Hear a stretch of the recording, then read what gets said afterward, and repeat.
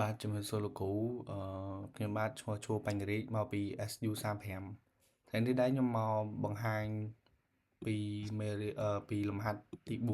4ដែលនិយាយពីការត្រួតពិនិត្យ hardware និង system control ដែលមានដូចជា CPU RAM អីជាដើមជាដំបូងនោះគឺយើងបង្ហាញពី CPU មុនគេប៉ុន្តែឥឡូវយើងត្រូវការ login សិនយើងវាយឈ្មោះយើងមកតមកទៀតយើងវាយ password អូខេប្រហែលយើងចូលទៅកាន់ថាយើងជាអ្នកណាសិន Who am I អូខេប្រហែលវាបញ្ជាក់ឲ្យថាយើងជាអ្នកណាបន្តមកទៀតគឺយើង clear វាសិនមកតមកយើងបង្ហាញទី1គឺ CPU អញ្ចឹងយើងប្រើ command is CPU អូខេវានឹងលោតចេញមក architecture យើងអីគេឬក៏ model coin អីជាដើមក៏មកទៀតយើងអាចឆែកបានមួយទៀតគឺប្រើ top ប្រើ command top នេះគឺវាមិនមើលក៏បានប៉ុន្តែគ្រាន់តែវាអាចពិបាកមើលអីចឹងណាចឹងយើងប្រើពាក្យមួយទៀតគឺ 8 top ហ្នឹងគឺងាយស្រួលមើលជាងវាបានវាបញ្ចេញមកទាំងអស់ចឹងណាវាមានពណ៌មាន color មានអី PID user អីជាដើមមកយើង clear វាសិនមកកុំឲ្យវាងាយញ៉ៃ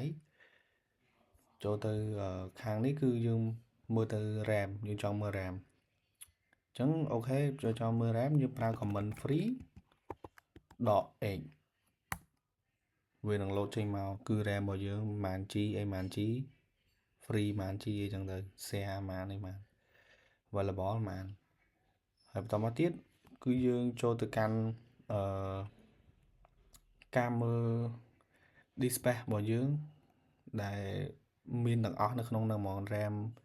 display ដែលមាននៅក្នុងទាំងអស់ងាយស្រួលមើលជាងគឺយើងប្រើdf.h នេះគឺវាបញ្ជាក់សាយបញ្ជាក់អីបានទលំទលាយជាងហើយបន្តមកទៀតគឺការបង្ហាញវាជា tree structure គឺយើងប្រើ command ls blk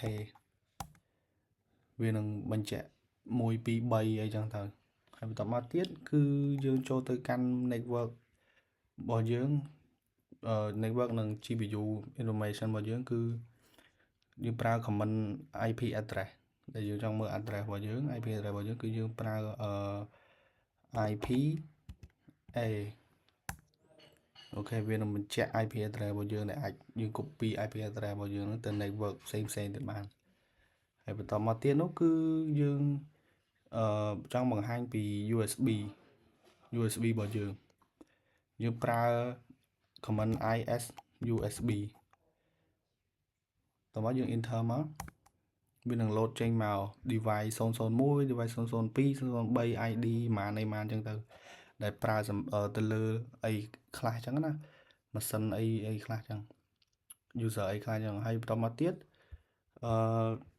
យើងចូលមកដល់ចំណុចដែលបង្ហាញ running process ទាំងអស់ហ្មងគឺយើងប្រើ command ps a ដូចខាងលើដែរវានឹងបញ្ជាក់ម៉ាស៊ីន PID របស់យើងលេខប្រមាណនេះប្រមាណអញ្ចឹងទៅបន្តមកទៀតគឺយើងឧទាហរណ៍យើងចង់kill process តាម PID ហ្នឹងយើងដាក់ command kill តមកបើកនេះមួយមកដាក់PID របស់យើងលេខ843អញ្ចឹងយើងដាក់843យើងបិទវិញមកយើង enter អញ្ចឹងកន្លែងនេះ syntax error ខ្ញុំអត់ដឹងដែរលោកគ្រូខ្ញុំអត់សូវដឹងហើយមួយទៀតបើយើងចង់ fork kill process របស់យើង PID ហ្នឹងហ្មងគឺយើងប្រើ kill បើកដូចមិញមកអធិស្ឋានយើងដាក់ដក9បើកដាក់លេខ ID របស់យើង PID យើងមិញមកតមកវា enter មកវានឹង load syntax error ទៀតហើយខ្ញុំអត់សូវដឹងដែរកន្លែងហ្នឹងលោកគ្រូតមកយើងចូលចំណុច trong crowd thế để ní dương bằng hai hay cứ bằng hai CPU bằng hai RAM bằng hai USB ấy chỉ là bật xe tặng hay bắt đầu mà tiết cứ trong crowd nó cứ system shutdown nâng restart như cho bằng hai restart môn kì chẳng như prao sudo như sudo shutdown đỏ nó mới thay restart chẳng ưu họ ra bởi giờ cho ai phèm để tí để restart nhưng đã bộ pram tí dù cho ai restart bấm bờ để tí tiếp nhưng đã bồng bờ tới vì mình mua tiết cứ cho ai restart là lấy của bạn này chẳng ưu họ nhưng đã nào máu cứ vì restart lần enter máu vì đừng tìm password về đây check password hỏi nhưng enter một tiết viên đừng load restart bài này chẳng dương xong dương không trăm vì mình tích tới vì đừng restart ở dương ấy ok chẳng về đây về restart hỏi cứ về tìm theo lỗi insert mày dẫn được dương restart mà sân tiếng chẳng là mỗi như quay cho dương từ lại máu password ok chẳng dương sạc đã tới khu em ái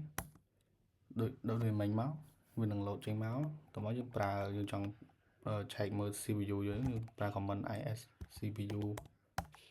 ok vì load mà thấy ra top ok ấy giá trị lấy 8 top ok chẳng dương clear về mùi đó vì ok nó đi ca restart té bờ mùi tiết cưในការ shutdown វាតែម្ដងអញ្ចឹងវាអត់ខុសគ្នាអីប្រហែលទេយើងប្រើsudo ដែលតម្រូវយើងដាក់ shutdown មកទៀតយើងដាក់យើងចង់នឹងដូចគ្នាយើងចង់ shutdown មួយនាទីដែល shutdown ឧទាហរណ៍យើងដាក់បើយើងចង់5នាទីដូចមិញយើងដាក់បុក5មកយើងចង់4នាទីយើងដាក់បុក4មកតែមួយទៀតគឺ shutdown ឥឡូវអញ្ចឹងដាក់ sudo shutdown ហើយយើងប្រើពាក្យ now តោះមកយើង enter មកយើងវាយ password របស់យើងនោះវានឹង load shutdown តែម្ដងគឺបិទតែម្ដងអូខេអញ្ចឹងការបកស្រាយរបស់ខ្ញុំមានតែប៉ុណ្្នឹងទេអរគុណច្រើនលោកគ្រូ